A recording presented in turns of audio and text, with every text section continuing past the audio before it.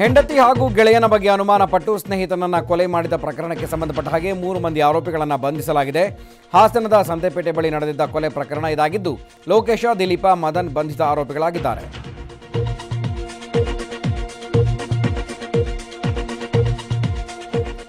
ಗಾಂಜಾ ಮತ್ತಿನಲ್ಲಿ ಯುವಕನನ್ನ ಬರ್ಬರವಾಗಿ ಹತ್ಯೆ ಮಾಡಿರುವ ಘಟನೆ ಕೋರಮಂಗಲದ ರಾಜೇಂದ್ರ ನಗರದಲ್ಲಿ ನಡೆದಿದೆ. ಜಾವೀದ್ ಕೊಲೆಯಾದ ಯುವಕನಾಗಿದ್ದು, ಗಾಂಜಾ ಮತ್ತಿನಲ್ಲಿದ್ದ ಸೂರ್ಯ ಎನ್ನುವಾತ ಚಾಕುವಿನಿಂದ ಇರಿದು ಜಾವೀದ್ನನ್ನ ಕೊಲೆಗೈದಿದ್ದಾನೆ. ಈ ಸಂಬಂಧ ಆಡುಗೋಡಿ ಪೊಲೀಸ್ ಠಾಣೆಯಲ್ಲಿ ಪ್ರಕರಣ ದಾಖಲಾಗಿದೆ.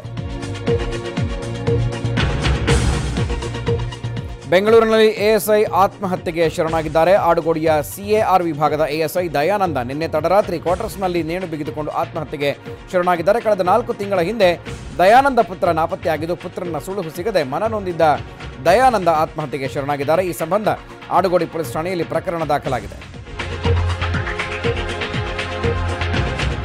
ಬೆಳ್ಳಂಬೆಳಗ್ಗೆ ಜವರಾಯ ಅಟ್ಟಹಾಸ ಮೆರೆದಿದ್ದಾನೆ. ಬೀದರ್ನ ಹುಮ್ನಾಬಾದ್ ರಾಷ್ಟ್ರೀಯ ಹೆದ್ದಾರಿಯಲ್ಲಿ ಭೀಕರ ರಸ್ತೆ ಅಪಘಾತವಾಗಿದ್ದು, ಗೋವಾದಿಂದ ಹೈದರಾಬಾದ್ಗೆ ತೆರಳುತ್ತಾ ಇದ್ದ ಪಾಲ್ ಬಸ್ ಅಪಘಾತವಾಗಿ ಓರ್ವ ಸಾವನ್ನಪ್ಪಿದ್ದಾನೆ. ಘಟನೆಯಲ್ಲಿ 9 ಮಂದಿಗೆ ತೀವ್ರ ಗಾಯಗಳಾಗಿದ್ದು, ಸ್ಥಳೀಯ ಆಸ್ಪತ್ರೆಯಲ್ಲಿ ಚಿಕಿತ್ಸೆ ನೀಡಲಾಗ್ತಾ ಇದೆ.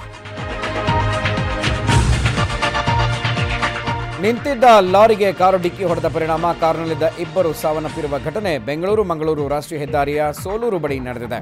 ಅರುಣ್ ರಾಜು ಮೃತಪಟ್ಟ ವ್ಯಕ್ತಿಗಳಾಗಿದ್ದು, ಕಾರು ಚಾಲಕನಿಗೆ ಗಂಭೀರ ಗಾಯಗಳಾಗಿದೆ. ಈ ಸಂಬಂಧ ಬೆಳ್ಳೂರು ಪೊಲೀಸ್ ಠಾಣೆಯಲ್ಲಿ ಪ್ರಕರಣ ದಾಖಲಾಗಿದೆ. ಯಡಿಯೂರಪ್ಪರಿಗೆ ಸಿಎಂ ಪಟ್ಟ ತಪ್ಪಿದ ಹಿನ್ನೆಲೆ ಅಭಿಮಾನಿಯೊಬ್ಬ ಸಾವನ್ನಪ್ಪಿರುವ ಘಟನೆ ದಾವಣಗೆರೆ ಜಿಲ್ಲೆಯ ಸಂತೆಬೆನ್ನೂರು ಗ್ರಾಮದಲ್ಲಿ ನಡೆದಿದೆ. ಚನ್ನಬಸಪ್ಪ ಮೃತ ವ್ಯಕ್ತಿಯಾಗಿದ್ದು, ನಿನ್ನೆ ಸಂಜೆ ಬಿಎಸ್ವೈ ರಾಜೀನಾಮೆ ಘೋಷಣೆ ಮಾಡಿದ ಸಂದರ್ಭದಲ್ಲಿ ಹೃದಯಾಘಾತವಾಗಿ ಸಾವನ್ನಪ್ಪಿದ್ದಾರೆ. ವಿಧಾನಸಭೆ ಚುನಾವಣೆಯಲ್ಲಿ ಬಿಜೆಪಿ ಅಭ್ಯರ್ಥಿ ಗೆಲುವು ಹಿನ್ನೆಲೆಯಲ್ಲಿ ಅಭಿಮಾನಿಯೊಬ್ಬ 5 ಕಿಲೋಮೀಟರ್ ದೀಡ ನಮಸ್ಕಾರ ಹಾಕಿದ ಘಟನೆ ವಿಜಯಪುರ ಜಿಲ್ಲೆಯ ನಾತಲವಾಡದಲ್ಲಿ ನಡೆದಿದೆ. ಮುದ್ದೇಬಿಹಾಳ ಮತಕ್ಷೇತ್ರದಿಂದ ಬಿಜೆಪಿ ಅಭ್ಯರ್ಥಿ ಎಎಸ್ ಪಾಟೀಲ ನಡಹಳ್ಳಿ ಗೆಲುವು ಹಿನ್ನೆಲೆ ರೈತ ಶರಣು ಮಲ್ಲಪ್ಪ ತುಪ್ಪದ ಎನ್ನುವವರು ದೀಡ ನಮಸ್ಕಾರ ಹಾಕಿ ಹರಕೆ ತೀರಿಸಿದ್ದಾರೆ.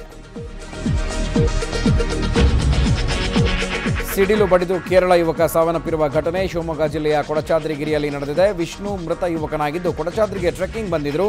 ಈ ವೇಳೆ ಸರ್ವಜ್ಞ ಪೀಠದ ಬಳಿ ತಂಗಿದ್ದ ವೇಳೆ ಸಿಡಿಲು ಬಡಿದು ದುರ್ಘಟನೆ ಸಂಭವಿಸಿದೆ. ಈ ಸಂಬಂಧ ಹೊಸನಗರ ತಾಲೂಕು ನಗರ ಠಾಣೆಯಲ್ಲಿ ಪ್ರಕರಣ ದಾಖಲಾಗಿದೆ. ಕೊಪ್ಪಳದಲ್ಲಿ ನಿನ್ನೆ ತಡರಾತ್ರಿ ಸುರಿದ ಭಾರೀ ಮಳೆಯಿಂದ ಅಂಗಡಿಗಳಿಗೆ ನೀರು ನುಗ್ಗಿದ್ದು, ಕೊಪ್ಪಳದ ಗಡಿಯಾರ ಕಂಬದ ಬಳಿ ಇರುವ ಎಲ್ಲ ಅಂಗಡಿಗಳು ನೀರಿನಿಂದ ಆವೃತವಾಗಿದೆ. TV, photo studio, gas agency ಸೇರಿದ ಹಾಗೆ ಹಲವಾರು ಅಂಗಡಿಗಳು ನೀರಿನಲ್ಲಿ ಮುಳುಗಡೆಯಾಗಿವೆ.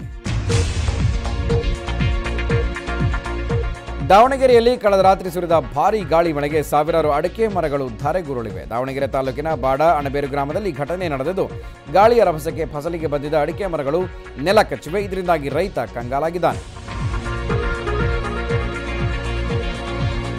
ಬೆಳ್ಳಂಬೆಳಗ್ಗೆ ಕಾಡಾನೆಗಳು ಪ್ರತ್ಯಕ್ಷವಾಗಿದ್ದು, ತಮಿಳುನಾಡು ಗಡಿಭಾಗದ ಪೋಡೂರು ಆಹಾರಬೇಡಿ ಗ್ರಾಮದ ಬಳಿ ಪ್ರತ್ಯಕ್ಷವಾಗಿದೆ. ಇದರಿಂದ ಅಲ್ಲಿನ ರೈತರು ಆನೆಗಳ ಕಾಟದಿಂದ ಕಂಗಾಲಾಗಿದ್ದಾರೆ. ಇನ್ನು ಕಾಡಾನೆಗಳ ದೃಶ್ಯಗಳು ಮೊಬೈಲ್ನಲ್ಲಿ ಸೆರೆಯಾಗಿವೆ.